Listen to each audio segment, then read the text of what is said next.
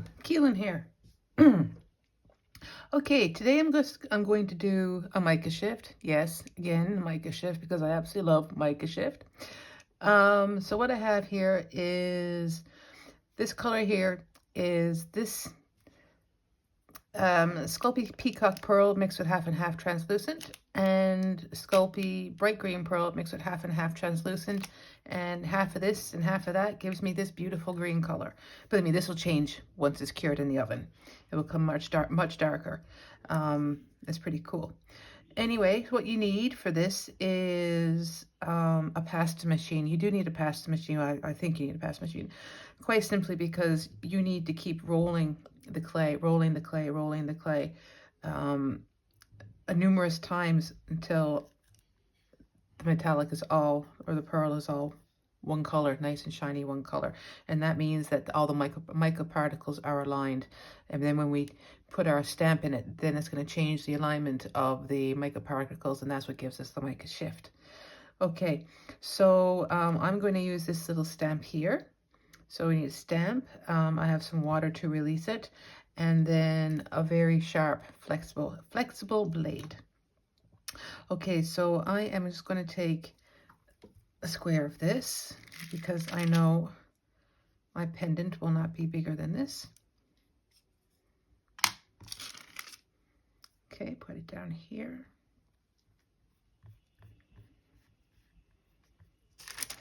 Okay. And get my stamp and my water. Hold on.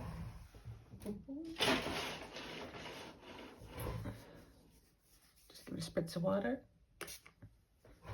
Okay. Now I'm just going to put it on here like this. And then from the middle, I'm going to start pressing out.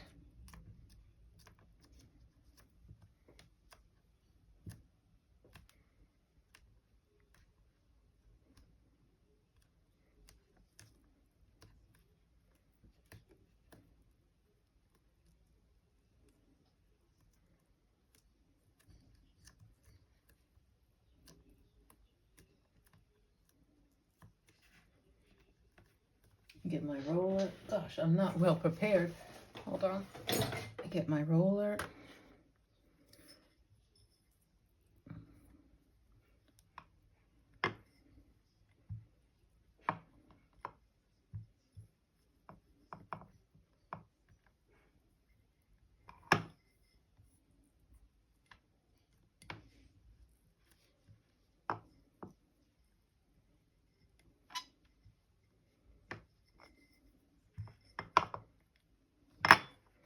I want to aim very deep.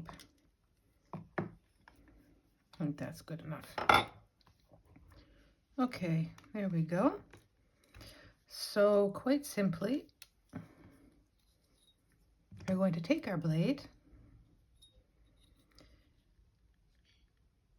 and just take off the top.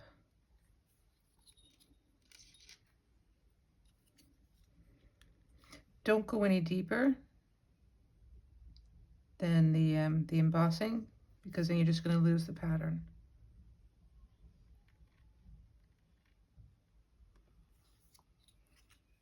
The good thing about this technique is that if you mess up, it's not a problem because you just bundle it all up again and put it through the pass machine and start again. So you're not going to waste any clay.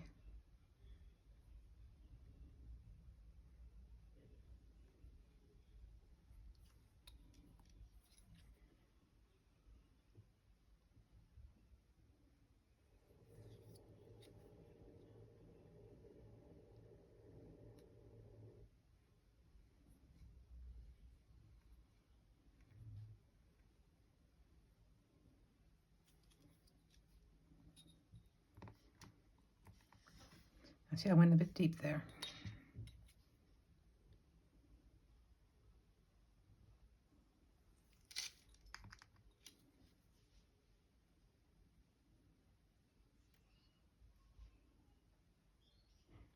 I always do that on camera. I don't know why. I seem to I feel I have to rush.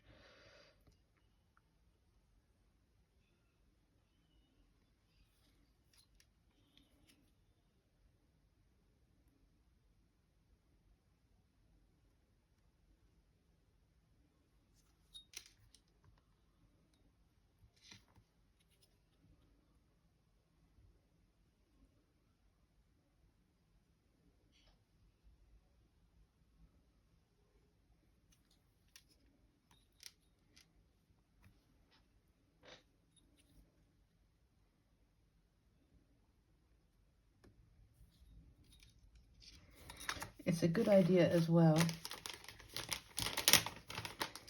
to give your blade a good clean every couple of slices, because you do get a clay buildup, and then it stops giving you a nice clean slice.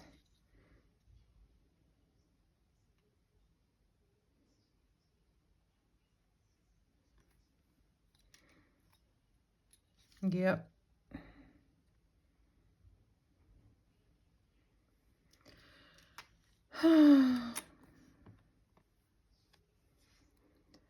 I went way too deep. Also, my clay is too soft.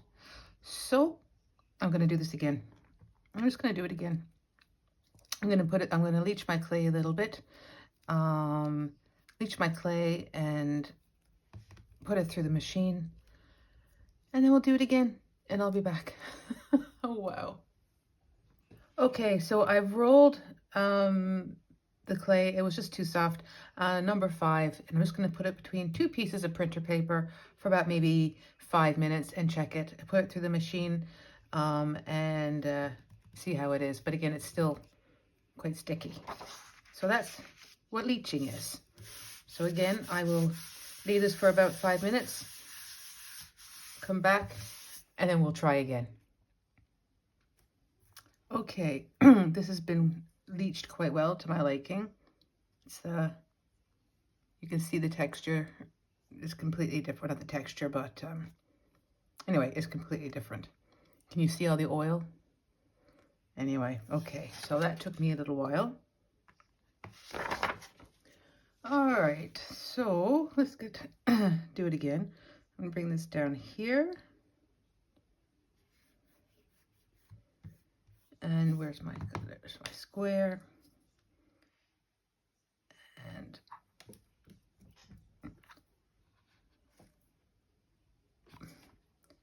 boom.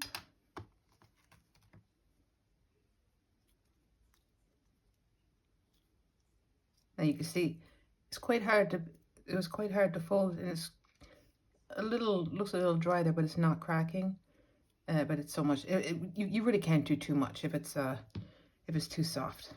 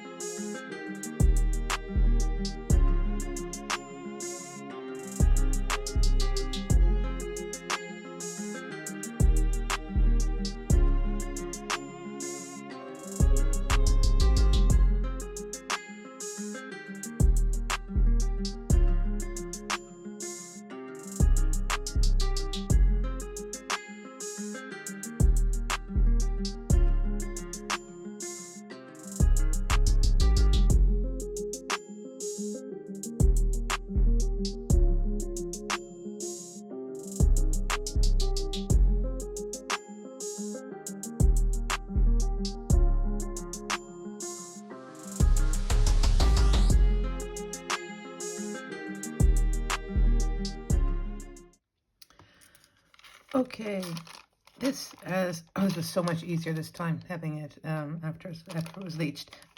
Okay, so it's hard to see here, but you can see it's all shaved off, but you can still see the pattern. Again, it's difficult to see here because the translucent is still quite milky, if you would. After it's cured in the oven, it will look completely different. Okay, I've given this a good burnish.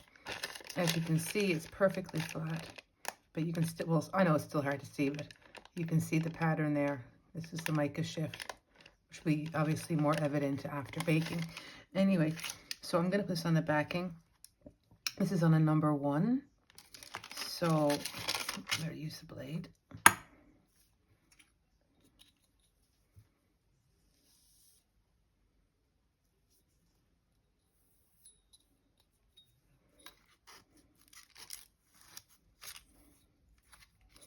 No, try this side.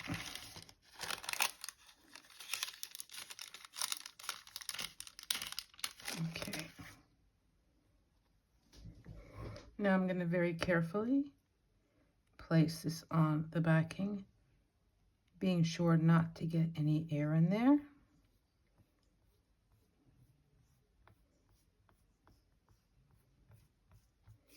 Okay.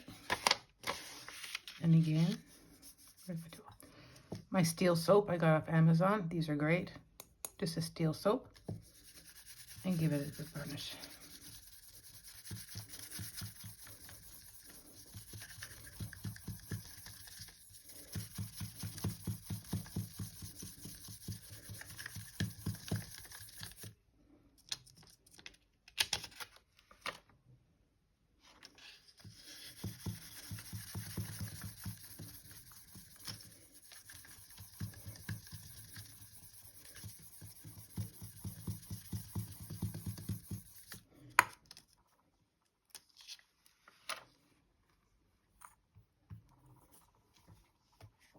Now, I have another tool that I quite like to use, and this is a cake spatula thingy. So I'm going to take this and give this the final. I mean, this is great because you can add a lot of pressure. It's great, but this I like to finish with.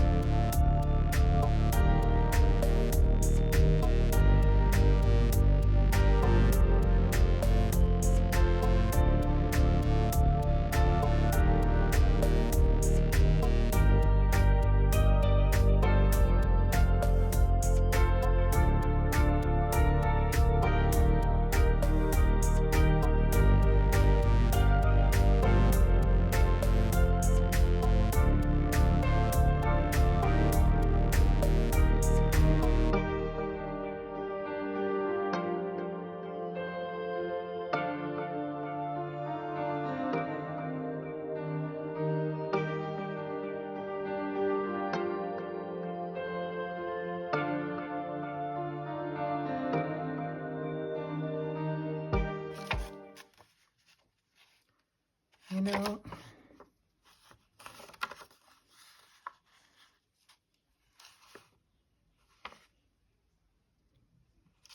this is way too thick.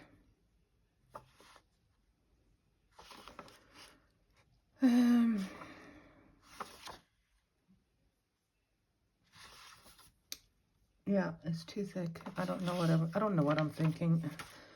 Yeah, it's too thick.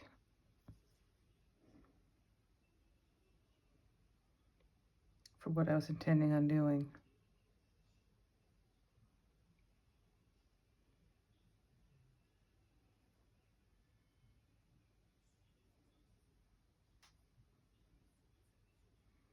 And it is an awful lot of clay to waste. So, you guessed it, I'm gonna do it again. I'm gonna do the exact same thing, but I'm going to make it about that thick. About this thick instead, because this is just too thick. Oh, this has been a long day. All right, okay. Well, I'm going to do the exact same thing, just put it on a backing that's a bit thinner.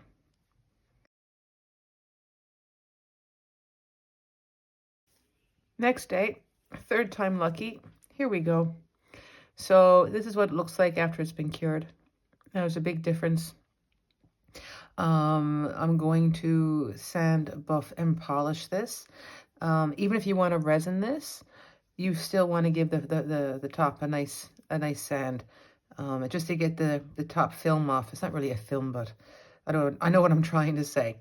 But the design will be more prominent after you give this a little sand. So I am going to go ahead and sand away. I have an in-depth tutorial on how I finish my pieces, sanding, buffing, and polishing, and also UV resin. So I'll leave a link in the description box below. But I have a glass of wine. I'm going to watch some Netflix, and I will see you tomorrow and carry on.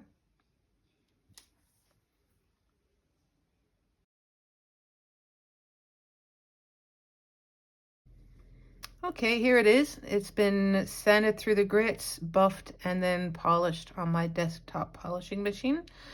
I'm happy with it. I think it turned out great. But there is, where is it? There we go. Can you see that?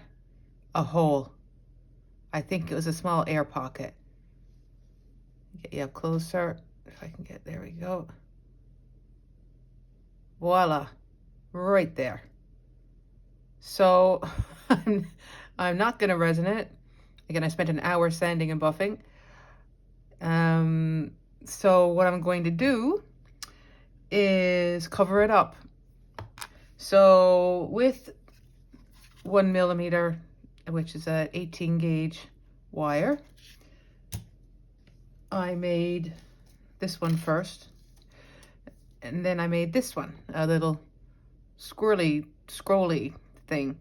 I just basically free-handed it. No, I use my needlepoint pliers to make the tight curl, and the rest I just use my hands, my fingers, and then I hammered it on a block. Okay, so how this works is this, just put this in there, and then just like that. So, and it covers over the hole. I didn't show you how I did this because it actually took me quite a while to try to gauge the size and whatnot, but it's not hard they're not hard to make. So how I'm going to attach it,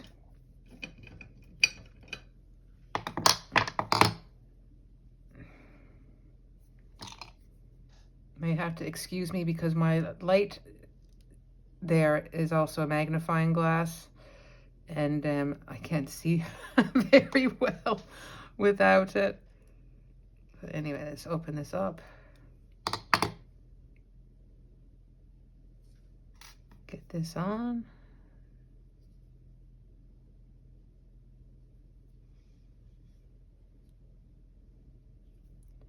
Okay.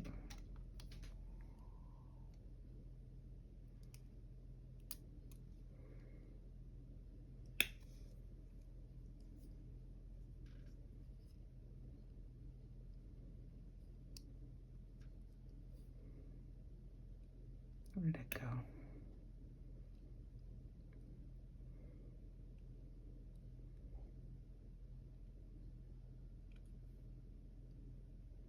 Sorry, guys.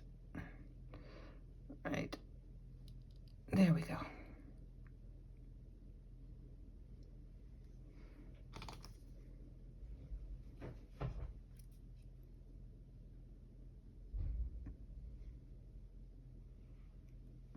Just like that.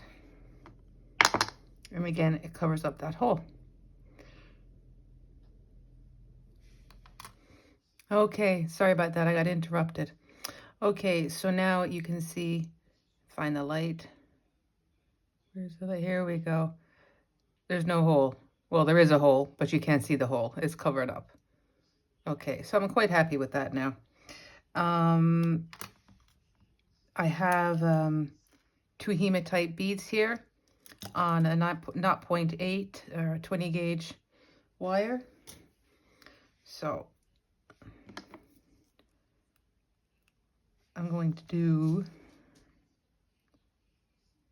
bead,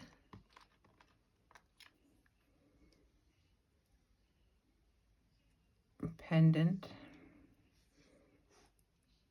bead,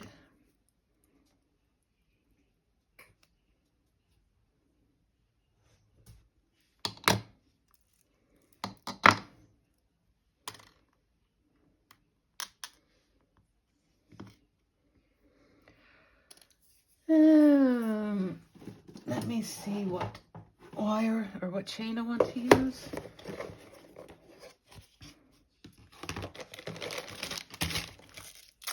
I have this, which is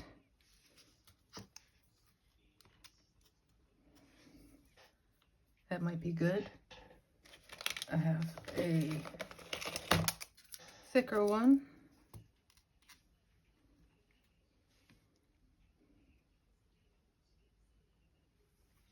And a thinner one, I think it's too thin.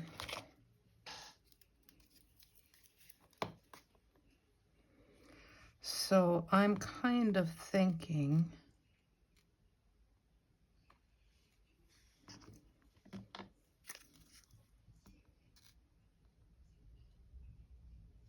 yeah, the middle one. Besides, I think I have more of it. All right, supplies are tight. Okay, so boom, boom, boom, boom, boom. I think I'm going to make, I want this to be around about 43 centimeters. Or let's just say 42. So that's 21, so 21 centimeters on each side. And that's allowing the extra for this, and then also for the lobster clasp at the back. All right, so I'll go ahead and do this, and I'll come back when it's done.